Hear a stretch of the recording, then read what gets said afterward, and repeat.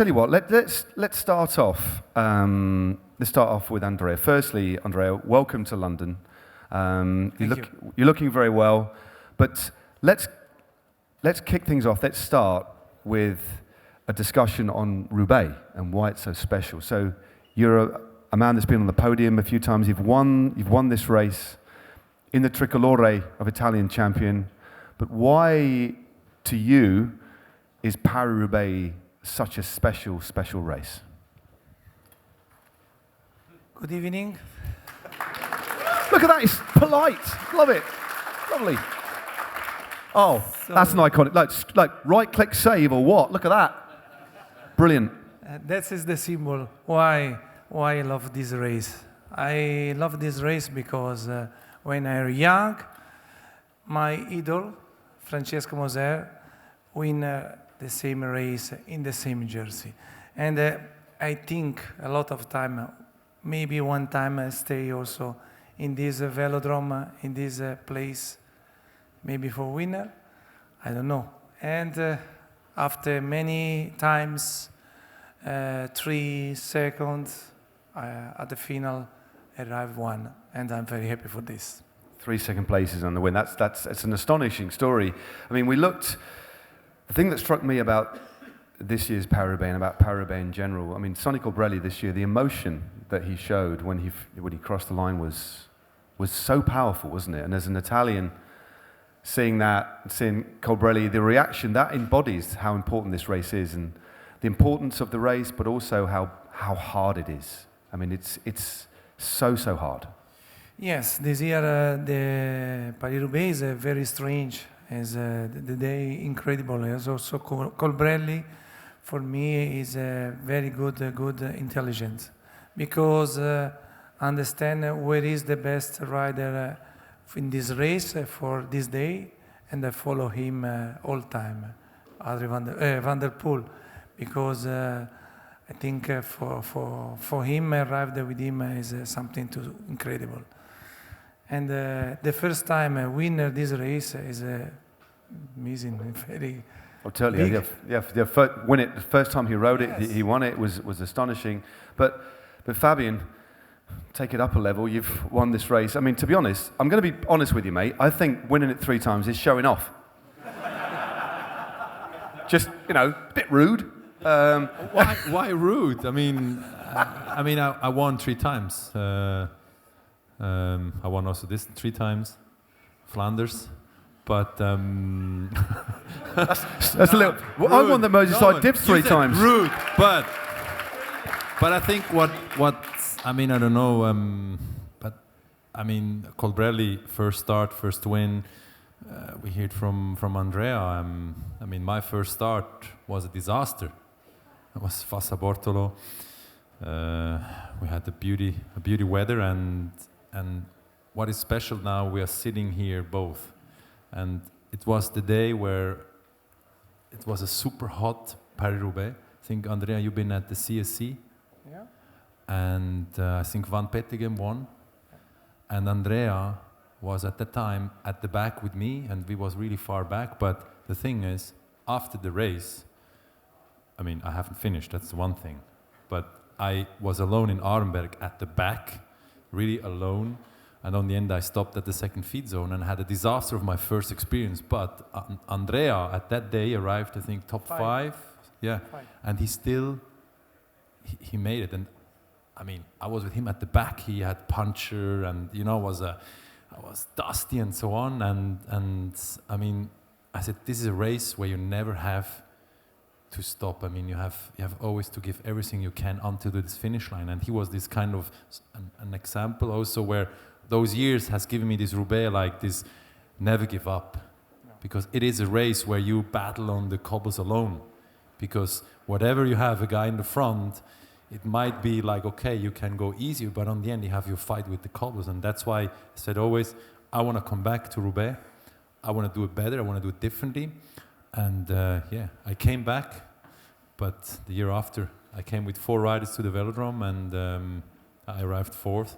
Did a small mistake. It's when Magnus Backstedt, Roger Hammond, and Christian Hoffman, we arrived there. And also there, after the finish line, it was yeah, somehow I was happy, but on the other hand, I was disappointed because you arrive with 4 guys and you take the 4th place.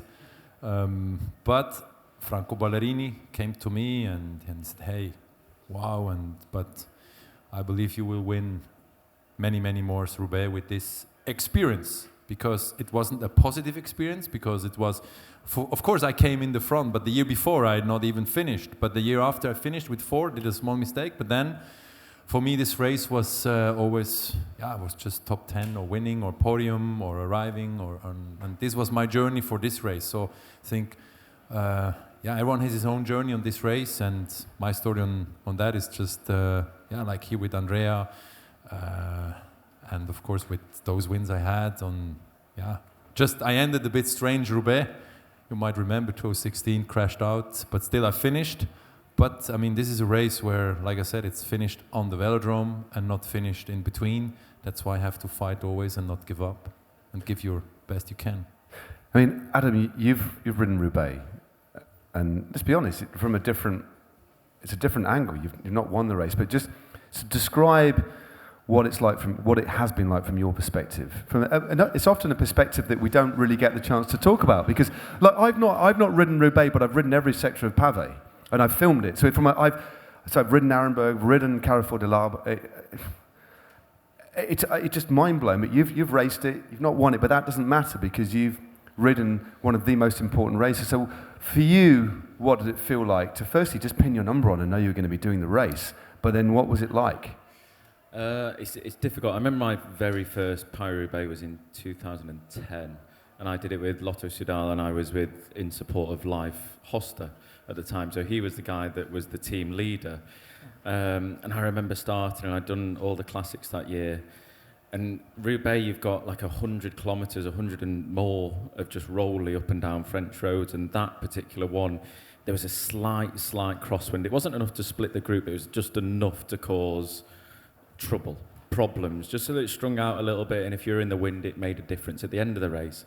So my job was to protect life. I was his lifeline. So we're riding along, thank you. We're riding along, and we're right at the back of a peloton, and I was just like, Life, can we just please move up just 60 places, 70 places? And he was like, no, we have to sit here, it's relaxed, it's calm. I was like, oh man, come on, let's just move up a little bit. And he was like, no. But within that, so it's all on the right-hand gutter, and I remember this to this day, I had Stein de Volder in front of me, and then I had myself, and because I had to protect him, I had to ride in the wind a little bit, just enough so I was taking on the wind and he was getting shelter. And honestly, that fucker made me do it for so long. And I could have moved up like 60 places and just been in the bunch with him and been so comfortable and being able to do more. But that's where he wanted to sit. I had to accept it. And then when we came in, I'd never, ever forget it. And you were in this race. And I remember coming into that first section of cobbles. And it's like 10, 15K before you get to the town, just before you turn left on the small road. And it's not a wide road, but it's just wide enough. And I remember going down there, and I was at the front with him, near him on the left-hand side. And it's like you're in a bunch sprint, but you're not doing a lead out in terms of the teams are not around you. It's just 1s and 2s and 3s and 4s. And it's not a couple of people fighting and accepting there's a lead out train there. It is just fight. There's that much room to move into it. If you've got to shove yourself into a gap, then break. You've got to go into it. It is just absolutely brutal. And once that section passes, it gets worse. It gets worse. So you go into that and like doing the work in front of life, this particular race that I was absolutely nailed just after the first cobbled section. I was just like, this is really bad. This is so difficult. And we came out of it, and later on in the race, I just kept going further and further back. And in between the sections, it was kind of the point where you go, okay, I can move back up, but you've still got that same scenario of everyone is doing the exact same thing. So those first 6, 7 sections, unless there's a crash, unless there's something that disrupts the peloton, it is flat out. There's no ease up. If you're in a good position, great, it's easy. If you're not and you're fighting constantly, you waste so much energy. And I think that for the experience is like Fabian said, you do it once, you do it twice, you get to learn a little bit. You can afford to sit back a little bit and not do that fighting, but ultimately Roubaix is, it's a Sunday in hell as it's described as, but it is brutal. Everything aches, everything hurts. Yeah, it's phenomenal, and God knows how you won it 3 times. I mean, lovely insight, Adam, and a real honesty there, as I would expect from yourself. But Andrea, the success, that final success with all the podium places, and when Johan Musea won and you came into the velodrome with 3, Bortolami, yourself, Johan, that must have been difficult to. I mean, the Mapai team were a dominant team. You rode a superb race. But for you, what was that like? For me, in this race, is the first time I'm staying in front in one of the most important races on the world. And for me, this time is something to dream. When I stay at 40 kilometers to the finish, Patrick Lefebvre arrived and said to me, "Andrea, stop." Why? Am I alone? Why stop? Yeah, because you have 2 guys arrived. But what is guys? But it's 2 friends, and Musea, Bortolami. It's okay. Eat and drink. Okay, I drink and eat. But for me, stay together with this big champion, because Museo and Bortolami win also the Coupe du Monde the years before. Is something very special. But of course, in my mind, I think maybe it's possible winner. After I think so when I arrived more near, maybe not, maybe second, maybe at the final 3. But the most important for me is winner after this race, because otherwise, if not winner this race, I have this in my mind. These have one opportunity in the life. Sometimes you have only one opportunity for winning the race. Yeah. But for me, this is the goal. And in '99, I arrived at the success. I want to explain something with two. Ask away, Cancellara. please. I mean, make my job easier. Please ask questions, you say Fabian. What tell to me the day when I stopped to the race? You remember?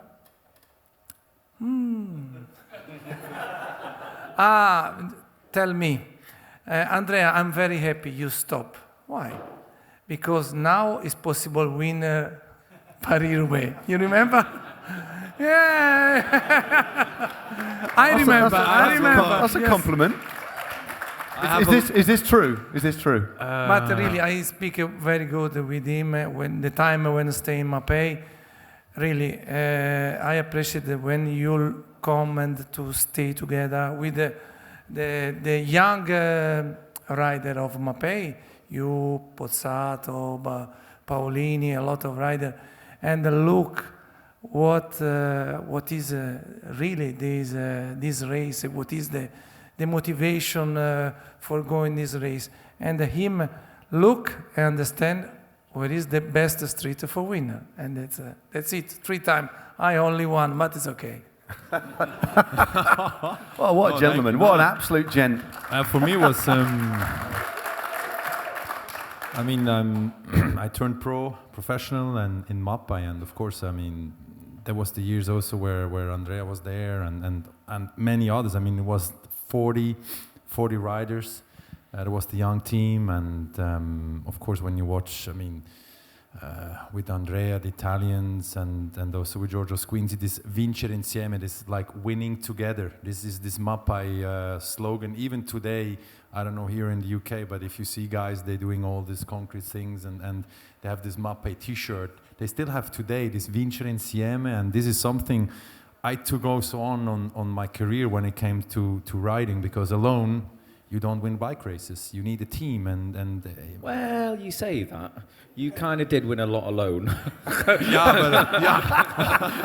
Yeah, because I said, it's bored here. I'm gonna do 50K alone. Come on, guys. It's a good point, Adam. It's a good point. I mean, no, but the pre-work and you explained it right. There's rolling roads towards the first sector of Roubaix. You need a team. You need to be protected, and And if you have one leader, it's one thing, but then you have another team that have 2, 3 leaders. How you deal that?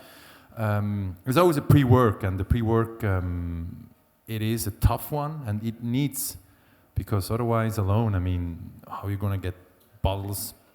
How are we going to protect it? Of course, when I became, before I became pro, I did some new professional races, and this one year from the map, I always said, hey, Fabian, you have to watch the others, the other leaders from the other team, and just stay behind them, because if they move up, they have always people around them. So already watching that, and from all the Mappai soigneurs and all the people there, I learned from the riders, I learned from the staff, and I think this been always experiences that been helping, and I took on and took with me, and even today, I mean, I have my agency and so on, and even there, I mean, alone, you can do things alone, but alone you go nowhere. In life is the same. I mean, you need friends, families, and so on, and cycling.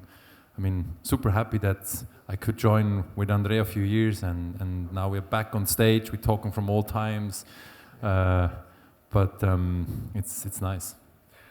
So, Andrea, a few years ago, you decided, we talked about this a few minutes ago, and as many of you will know, you had an idea, didn't you, that you wanted to come back. Crazy day. A crazy idea.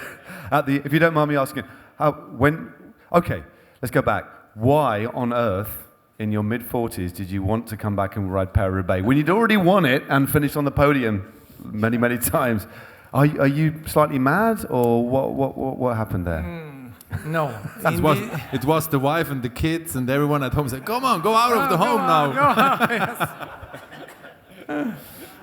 And no, this idea is start the year before the 20 years I win Paris-Roubaix. And my idea is I want to see where is the difference on a bike, on preparation, on training, and start for my thinking. I go to the center of Mapei for see old tests and everything, but really is a very hard work. Really very hard work. In this age, Really? In this age, okay. Andrea is always hard. Yes, of You course. heard from him, I mean, hey. Of course, but in my age, more, sure. And in that time, I decided to try and started to speak with some teams. And the start, I see some interesting that's a good idea. Why only this race? And my objective is not go to the race for watch the people. I'm more strong I know what is my limit, and for me I think is one experience very important, because the people understand it's possible you go on the race on bike at 50 years and you stay in good shape. That's important. And in the same time, see what is the change in the world of the bike, and there really is a lot. But the people not see, because it's more pieces of the bike, more days different for training, and now is really a very, very difficult stay rider. I have the boyfriend of my daughter is Alberto Bettiol, and I see how much training, how much stress, a lot of stress, have the cycling in this world of the bike. That is my idea why I want to start only with this race. It's fascinating, because you talk about that technology. We'll talk. Well, I don't know. There's another right-click saved right there. I'll just give you a moment to take a photo of that, and I'll just wait a minute. Have you got that? Okay. Exactly. Yeah. Exactly. That's a great shot, isn't it? Look at that. That wasn't me. That was a few moments later. Was this after you won? Was this after you won or not? Can you remember? 2014. We've got a dead microphone battery. You can have mine. This is the pants are 14. track pants. I think 14. Yeah, 14. it's 2014. No, wasn't the win. Was it second place? Oh. You were there. Yeah, you know, I keep up the good memories. You know, I think I might have been commentating, but I can't remember. It was the year where Deignan won. Okay. Yeah, you see. Okay, yeah. Okay. Yeah, Deignan won. Yeah. I thought Deignan won in 2015 and won Milan-San Remo the same year. Did I just hear someone say he'd won? He Go won on. that year. You have a great memory, Fabian. He won. I love the fact that two guys. Round of applause. Round of applause for those guys. 2014, you must have won. I won 6, 10, and 13. Oh, 13.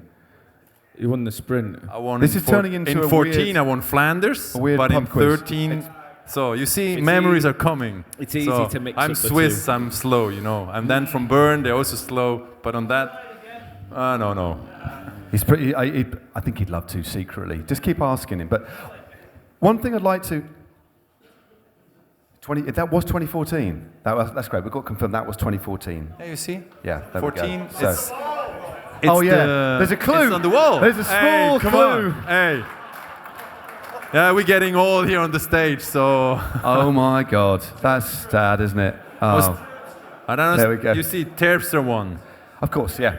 Oh, he chipped off, didn't he? Thank you. Wikipedia helps us. He went off on his own, 15k to go. Yes, I was Um, commentating actually. Yeah, I don't remember a thing. Yeah, then And you can't remember either. Hey, what the hell? So, for Andrea, we're going to have to wrap things up soon, but we've stuck on Paris-Roubaix, so why not finish on Paris-Roubaix? But what for you? We know the Forest of Arenberg is the most iconic stretch, arguably more iconic and difficult than Carrefour de l'Arbre, but describe what it's like riding on 23mm tyres on alloy box section rims on Arenberg.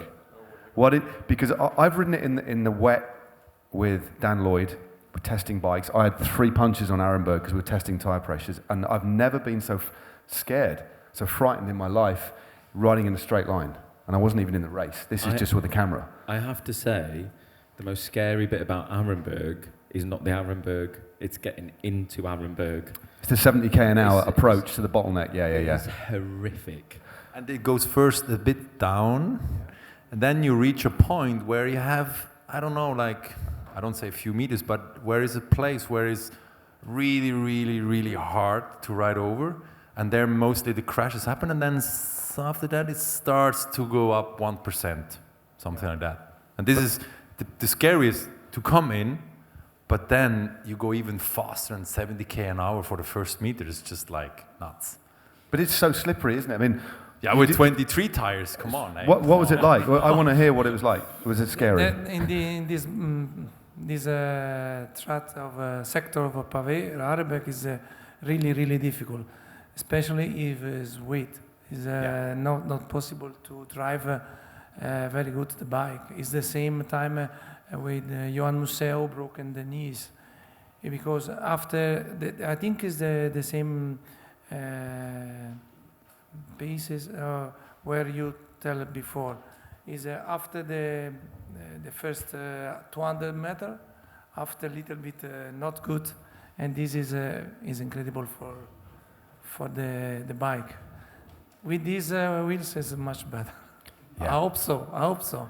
I try this year. Maybe I go to Paris-Roubaix amateur. I feel a second comeback coming on with some. So what was it? How was your Arenberg, Adam? Which one? I did it twice, What was your- 3 times. First one, I was on my own, dropped because of fucking life, sorry for swearing. You put me out the arse. Second time, I came in with a bunch, and it's just horrific. Like you said, you come in so fast, and it's almost like the first 400 metres you're freewheeling. People are slowing down in front of you because the cobbles, so you're sort of freewheeling along it, and then it just gets harder and harder. And I think with all the cobbles within the race, there's always a better line. Every other cobbled section, there's the middle part where it's a little bit smoother. Arenberg, it does not matter where you ride, it is just horrific all over. So the only thing you can do is just follow the wheel. But I remember the 2013 when I did it, I was in the break, And I was so happy that I didn't have to fight and everything. Thanks, guys. Got some fans. Got some family in the house. Cheers, That's good to know. When did you get in the break? Never, thank you. Yeah, but no, but they always say. I mean, they say in the meeting, guys, when you break, it's so better because you don't have to fight for position. But you know what the hard thing was? To go in the break. It's at that bit, but also not to be on the front on the cobbles. So it's the hard part before Arenberg and all the other sections. Within the peloton, you're fighting to be at the front. This, I was fighting to be like 5th, 6th wheel within a break. I was like, I'm not going into this first. And that was so different coming into Arenberg. It was kind of like we wanted to get in there quickly. But at the same time, I was like, no, I'm not leading into this because I'll probably get dropped. So yeah, it was different, but brutal. No, it's. I tell you what I'm going to do, because we basically just talked about Paris-Roubaix, and what I'm going to do is just ask a couple of questions, just from the audience before we wrap things up, because the wonderful thing about Rouleur Live is the ability to get close to the products and the athletes that you admire, and we've not done this, so I'm going off on a bit of a tangent here. So somebody stick your hand in the air first if they want to ask a question to Andrea or to Fabian, and then we'll take 2 questions and we'll wrap it up, and one for Adam as well. So first up, the gentleman on the front, what would you like to ask, sir? Just shout out. Questions for Fabian, actually. Working closely with maybe ex-colleague of yours, Lynn, at the moment, and I wanted to ask about fitting, bike fit, biometrics, and how much that improved your career.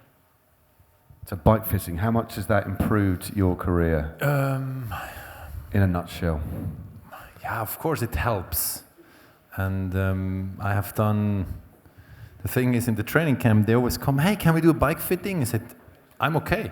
Yeah, but maybe, and that. And I said, no, I mean, it was good. I won bike races now, and I think I can still win after. So why I need a bike fit? I mean, it's the same bike. I don't change team. So why?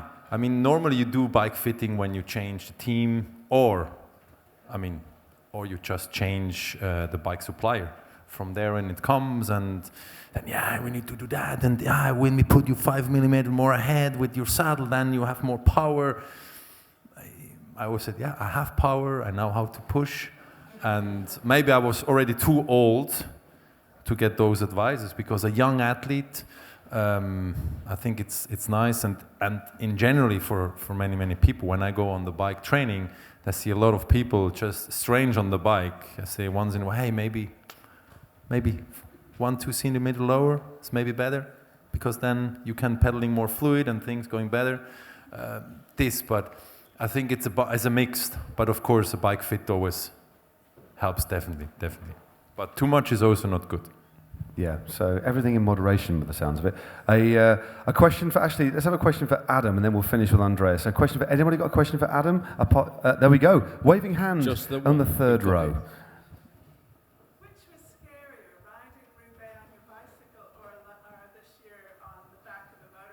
Oh yeah, that's a good question. That's a really good question.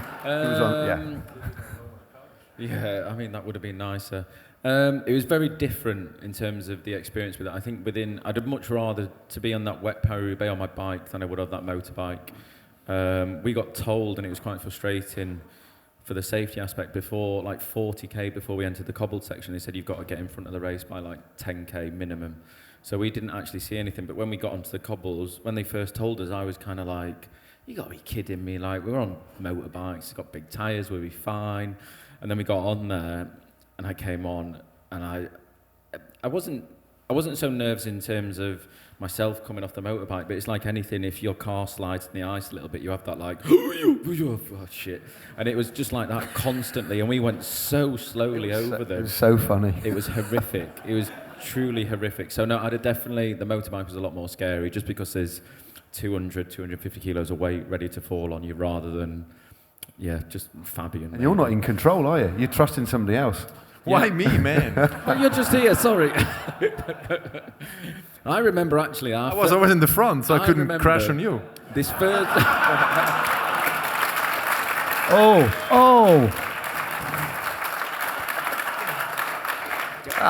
harsh. Harsh but true. Yeah, he crashed on you, I mean. You do well. I never crashed.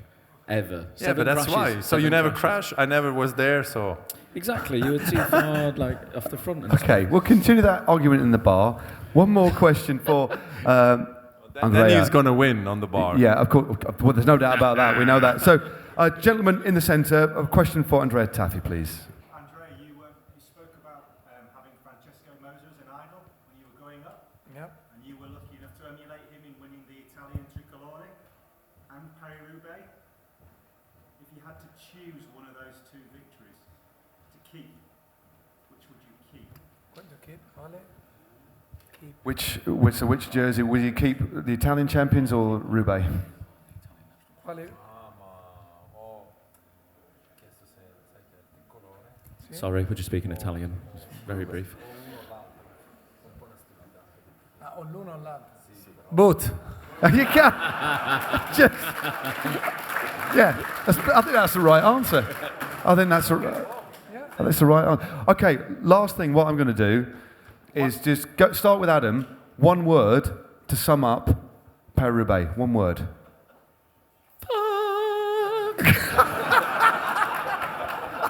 Okay. Yeah. Fine. Sorry, swearing. One word to encapsulate Paris-Roubaix. One word to describe Paris-Roubaix.